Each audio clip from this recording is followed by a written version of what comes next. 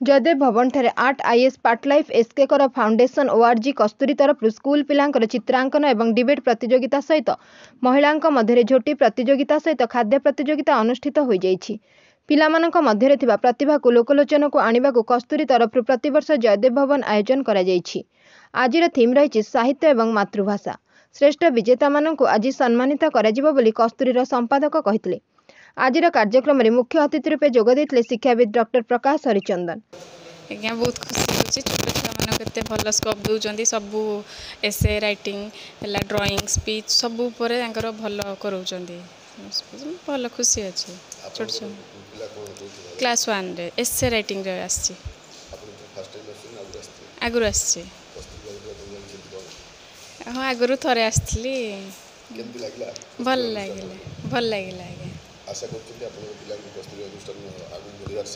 आज्ञा आज्ञा दीर्घ 25 वर्ष धरी कस्तूरी शिशु मानकर अंतर्निहित प्रतिभा को लोकलोचन को आनिबा संगे संगे सेमानक मध्यरे गोटे उत्साह और उद्दीपना सृष्टि करि पारिछि।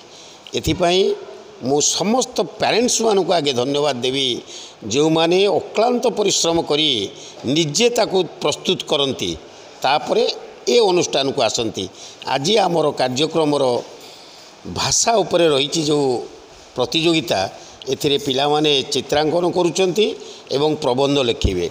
आजिर विषय होउची मातृभूमि मातृभाषा उभय जननी सेवतांकु भक्ति भरे दिवस रजनी।